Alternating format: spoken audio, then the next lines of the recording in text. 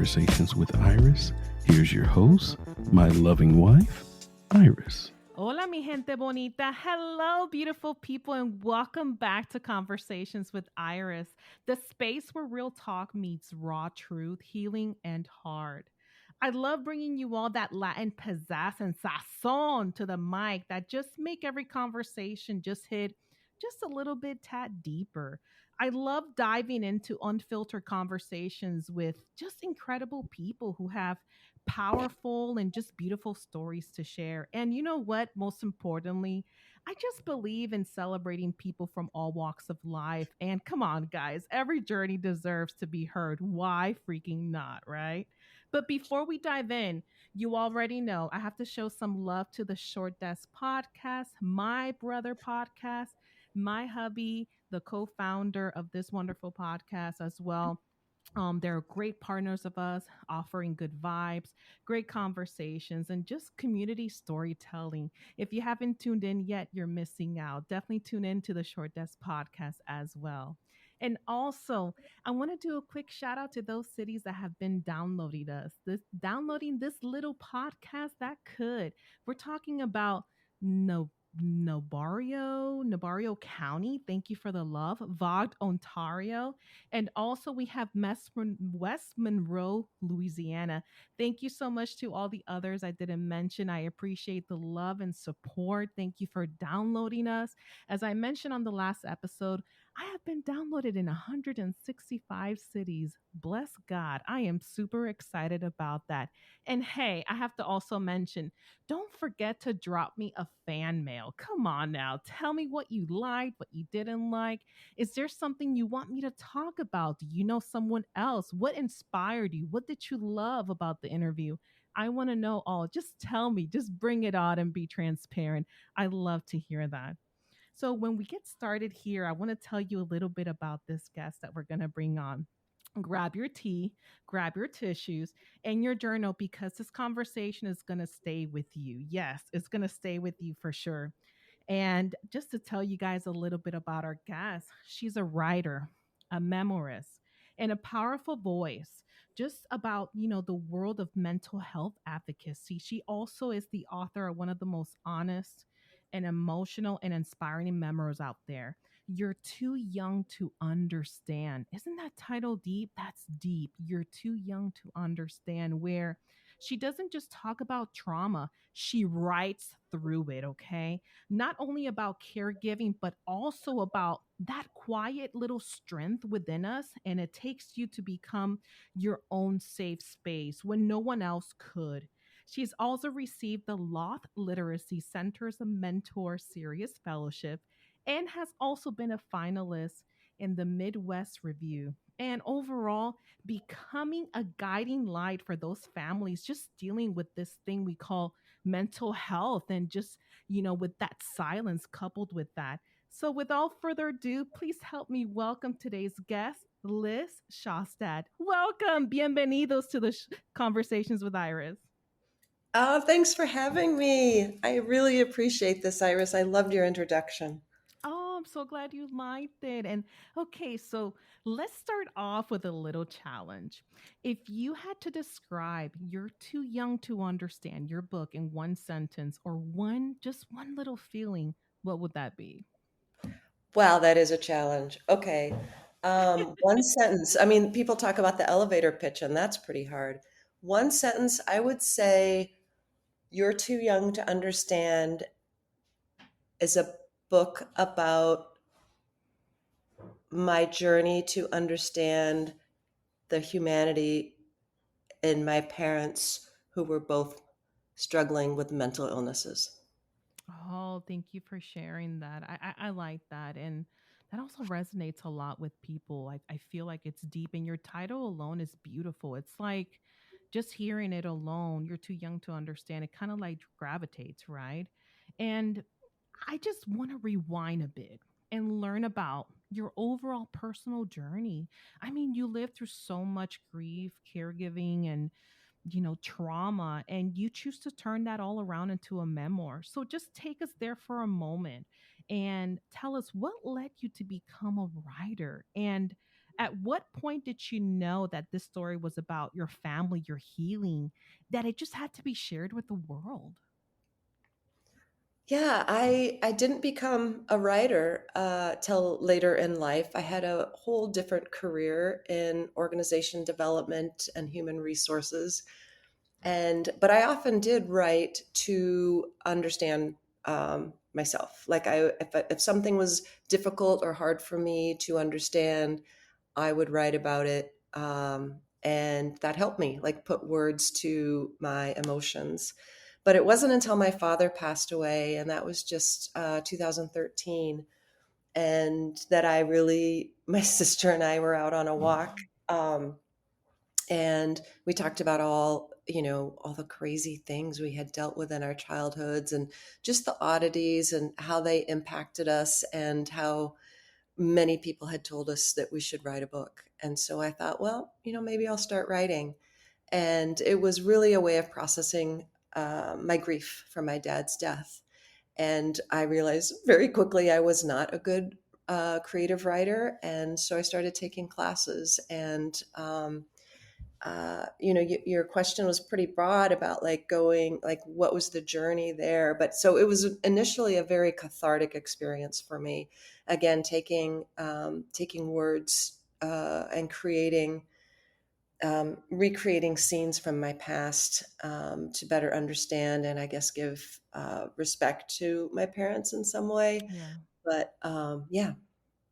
Oh, that's great to know. And you mentioned that you took writing classes or creative writing classes. How was that? Like, was that your first time going back to school in a while, or are you okay with the school environment, or how was that? I think that's inspiration that you did that.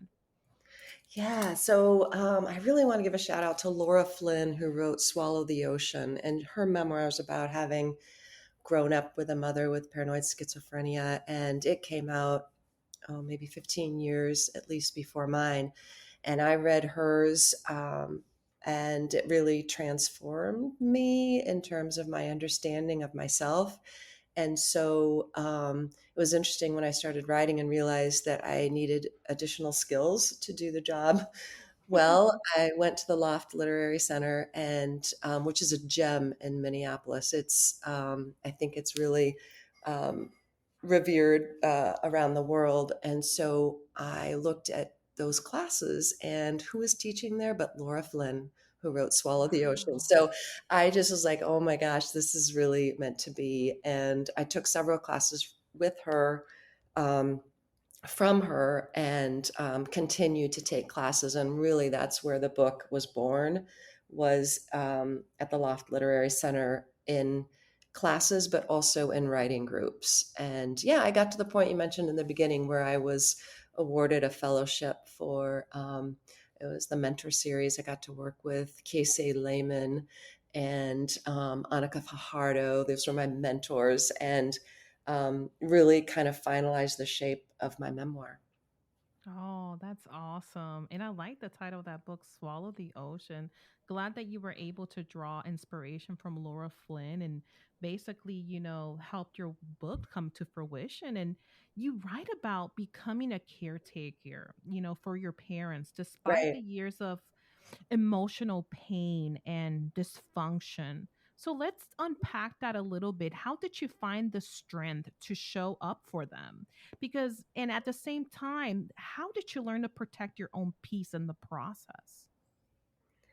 Yeah, I think I had a brother and an older brother and older sister, and I think for some reason I had the best survival skills in terms of protecting myself. I don't know if best is the right word, but I had ones that I developed early on in childhood. And I think, as we all know, some of those ways that we use to protect ourselves early on don't necessarily work for us when we're adults. And so I had been doing a lot of what I was out.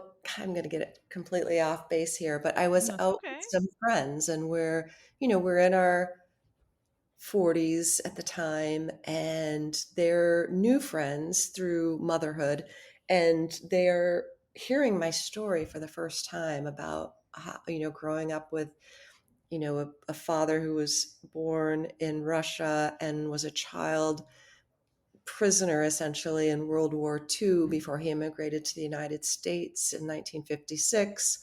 Met my mother, who was, homecoming queen and head of the student council. And there was this, everything was going to be fantastic for them.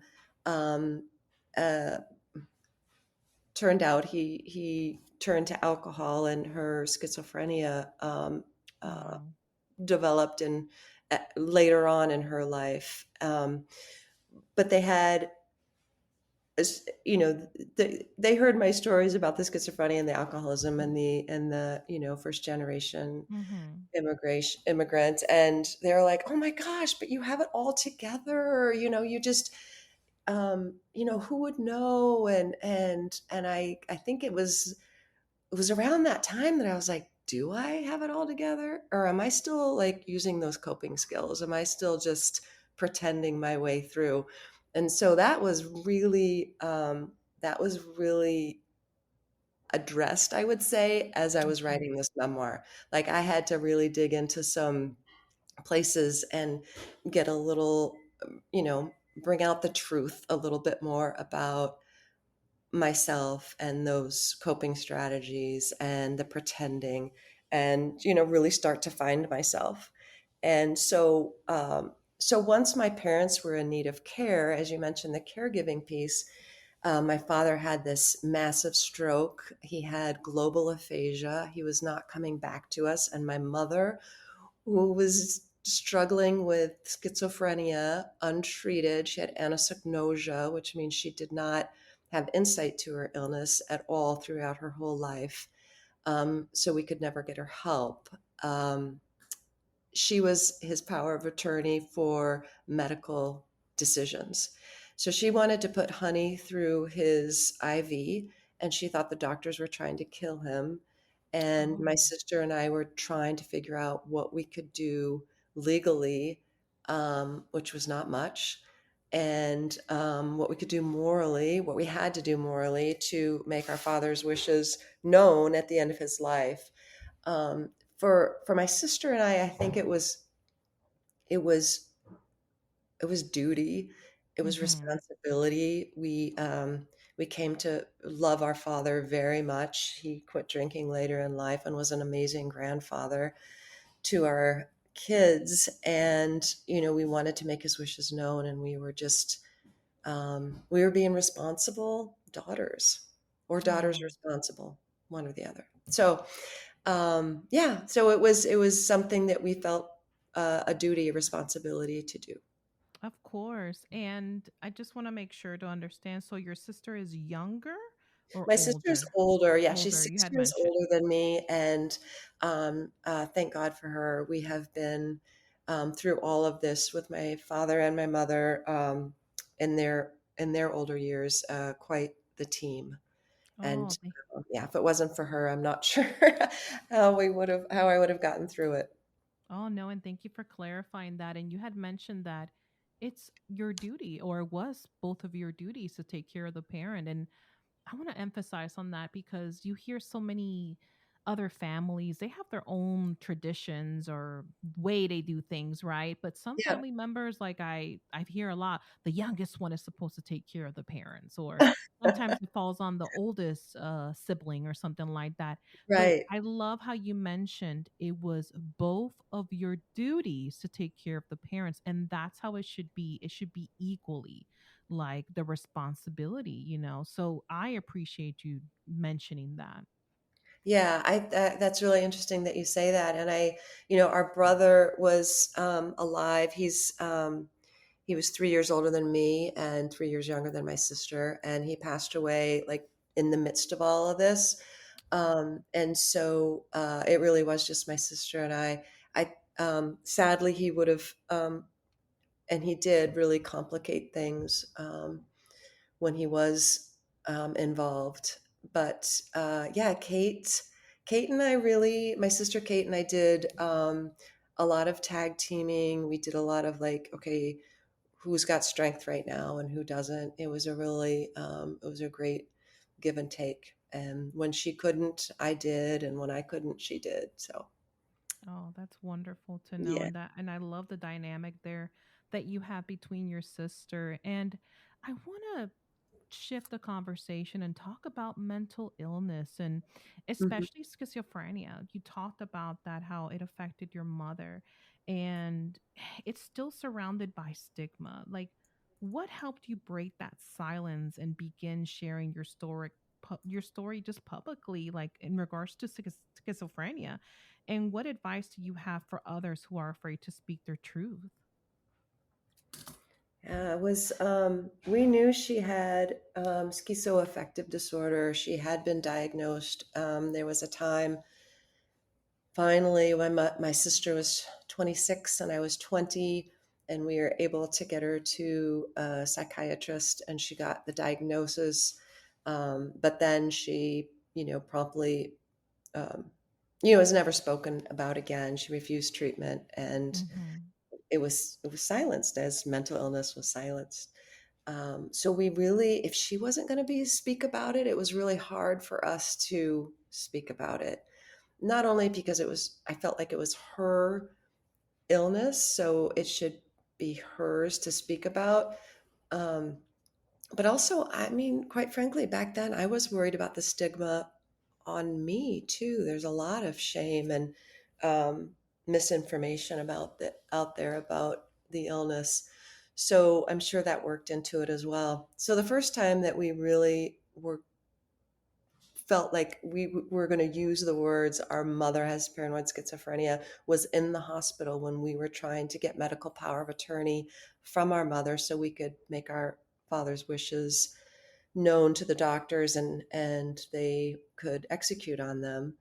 And but it was interesting. I thought, okay, we're going to do this. It took so much bravery. It took so much, like, yes, it's a decision. We're going to use these words, and they're going to have all the power that we've given them all these years. And pretty much everyone ignored us. It was like, Oh no. it doesn't matter if I'm if the sorry. person's family thinks they have it, because that person still legally, um, she was still legally responsible for my dad. So that was when we started saying it publicly. It was shortly after that that I had started doing a little bit of writing and auditioned for Listen to Your Mother Twin Cities. And here in the Twins, it's in multiple cities, but in the Twin Cities, in Minneapolis, it's at the time was a one night performance in front of 700 Mm-hmm. people in May around Mother's Day.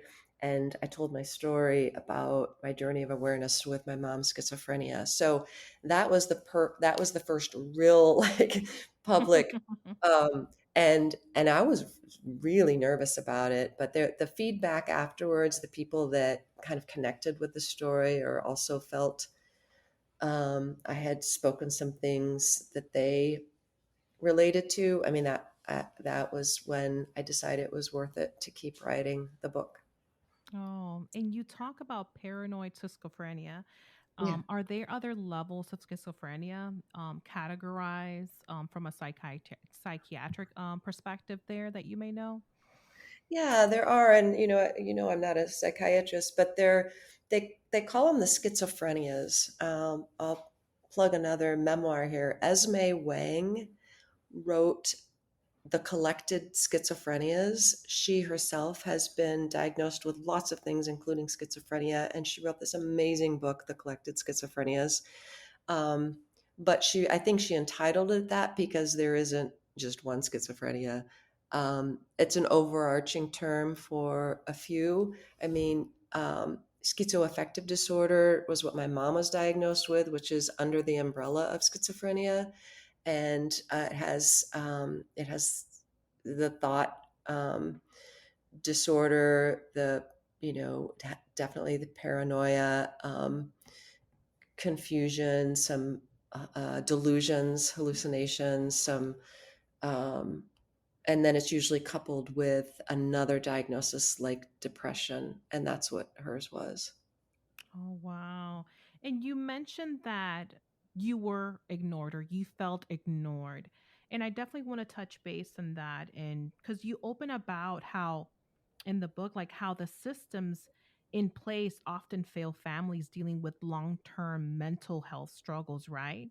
Hmm. But from your own experiences, what changes do you believe we need, which is very important from a mental health perspective? I like how you said you were ignored. So, can you clarify? Was that more it being ignored through the healthcare system or just being ignored in general? Yeah, no, it wasn't the healthcare system. Well, I guess it was because it was the doctors and nurses. There was nothing they could do, the doctors and nurses, with that information about my mom's paranoid schizophrenia, because legally she was still in charge of my dad. For my sister and I to try to take that away from her would have been a long legal battle at which, I mean, if we were trying to suggest that she was unfit, knowing that if she was in front of a judge, knowing there was something at stake, she could hold it together. She Hmm. could be quite lucid. And so it would not turn in our favor. Um, the there's a lot. I mean, I just joined the National Alliance for Mental Illness, NAMI, their affiliate in Ramsey County here in Minnesota, as a vice president, and I will be president going forward.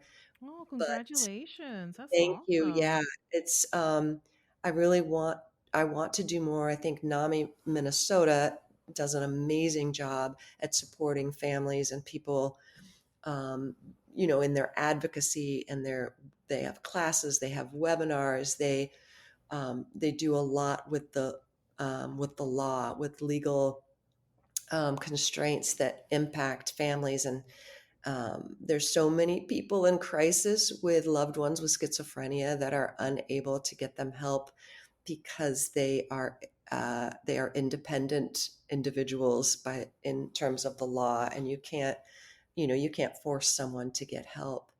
Um, Mm. Oh, yeah. and yeah, another someone here in Minnesota, a legislator. Her name is Mindy Greiling. She was a state legislator for 20 years. Uh, while she was a state legislator, her son developed schizophrenia, and she dealt with the issues and the constraints that the law puts in place, that makes it really hard for families to get help with their loved ones with schizophrenia. Because you cannot commit someone against their will, unless if they're a danger to themselves or others. Some states have different wording that allows for a little bit of leeway there. But all of a sudden, while she was a legislator with a son with schizophrenia, mental health law became much more important to her, and she made some really important changes here in Minnesota. But it's an uphill battle. There's not a lot of there's not enough resources. There's not enough money put into it, and some of the laws work against families trying to help their loved ones before something really bad happens. Oh, wow. And that's good to know. So, the National Alliance for Mental Health, that is awesome that you were able to join that. And congratulations again to becoming president. And overall, looking at that from a future perspective, what do you hope that, changes? Like, for instance, in the state of Minnesota here, you have mentioned Mindy Griney. I hope I said that correctly. Yeah, And it's trying to Greiling. Right. Yes. And trying to implement those changes. What are you hoping that through the National Alliance Mental Health Illness will help you? Yeah, I'm hoping to, to be honest with you, it's a new role for me, and I have a lot to learn.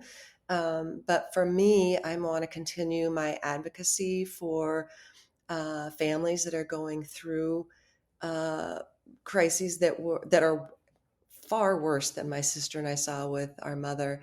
I took the step to join a Facebook group, which has thousands and thousands of members Oh, that's all over the world, awesome. and they all post daily about this. It's Yeah, Iris, I can't even tell you the struggles that they're going through with their loved ones who, for maybe they have anosognosia, so they're not taking their medicine. How do you help someone who's not wanting to help themselves, and at the same time, like, how do you honor who they are and what they're going through? And because they're still humans, and Yeah. they still have reasons why they might not be taking their medication, or whatever it might be. But anyway, I'm just hoping to learn, continue to advocate for those families, and if it gets into the legal area, that's fine, but it's really not a area of my expertise.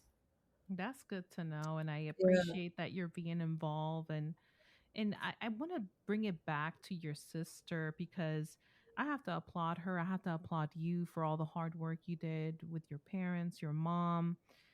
Overall, you wrote your memoir. Where's your relationship now with your sister? And what did you learn about sisterhood, boundaries, and just holding a space for each other through that journey? Where are you guys at now? Oh, I love that question. My sister and I are still very close. She We don't live near each other, unfortunately, but we she just visited for my oldest daughter's college graduation. We Oh, still congratulations. Thank you. My mother's still alive. She's in a memory care facility in Seattle, and so we still team together to manage her care. And um, we used to never go visit my mom unless we went together. Like, we felt like it was really important for our own mental health and just the jobs that needed to get done. There were two of us were both there. But since COVID, my mom no longer recognizes us. She's actually been very happy. I think there's an interesting thing that might happen with the brain of someone who has struggled with schizophrenia when they then get dementia. I think they can no longer hold maybe some of those delusions for very long. So it's really the short term memory that Interesting. goes first. And Mm-hmm. she just seemed very happy in her facility, and so that makes things really good for my sister and I. She's my sister's my best friend. She'll always be my best friend, and we live two very different lives. And um, I wish we were closer, but you know, Mm. with today's technology, Yeah. we talk and see each other a lot. Oh, that's beautiful. I've always liked to ask. I wasn't blessed with a sister. I mean, I have a wonderful sister-in-law, and I consider her just a sister, blessed to have her as well. And I don't know what I would do without her. I love her very much. So I was just curious how your relationship was with her because I know Yeah, that you I guys think went through a lot. we did. And I wrote this book, and at my launch party, someone asked the question about, well, what about your sister? She's a big character in the book. Like, how does she feel about you publishing this? And which often happens with memoirists, that family members get upset. But I would send my sister chapters as I wrote them, as I revised them. I would ask her for her memory, because she was 6 years older than me, that would help me round out a scene that I was writing. Like, if it was a really like intense Oh, scene when good. we were children, I'd be like, okay, this is what I remember. Can you add some details so I can bring the reader right there? And so she was super helpful, and she had read the whole thing, and definitely signed off on it. Um, so yeah, That's yeah, it's a great good to question, because know. a lot of memoirists end up in trouble with their loved ones after they publish. So Oh, and I just again I mentioned how your memoir is just full of hope and even in the hard moments. I mean, grief, advocacy, you even have reflection moments. And but for you, what does healing look like for you now, Liz? And what does a beautiful life mean to you? Just curious. you got some good questions. Um, I like to say that writing the book was the healing part of it for me. But each stage has offered, I think, offered opportunities and experiences that are equally as healing. Every time someone reads my book and feels like, or they're reading it, they feel like they need to reach out. So whether it's through my website or Facebook messaging, or maybe I know them and it's an actual text, they'll say what page they're on and what they're feeling and what it's brought out for them and how they're now able to deal with some stuff from their past in a really healthy way because they're reading my book. I mean, that what I the alchemy, the chemistry with the reader has been very healing for me too. There's a lot of give and take. Like they will share their story after they read my story in a way that I don't think they would have otherwise. And so that's very unexpected healing for me, connecting with others who, have gone through something similar or for whatever reason are really connecting with my book. And Good. also, I just want to add, all three of my kids read this memoir. Oh, They're that's Yep, good. they're 18, 20, and 22. And so there are stories in here that they only know kind of knew the ideas of, and now they have. And it was depending on the kid, they each um, had different experiences with that new knowledge or that new uh, some Hmm. revelations there. But overall, super powerful for our relationship. Oh, that's good to know. And now they know what mommy really went through Yeah, and auntie. Yeah, now they really do know. And Liz, just to take us to a closure here, sure. again, I love your story, your vulnerability, your advocacy. You're just using your voice to help so many other people just find theirs. And your story is overall just beautiful and powerful. But before we wrap up, can you let our audience know where they could find you, follow your journey, and of course, where can they grab a copy of You're Too Young to Understand book? Absolutely. Thanks for that. Probably the easiest way is my website, which is lizsjaastad.com. And it's LIZSJAASTAD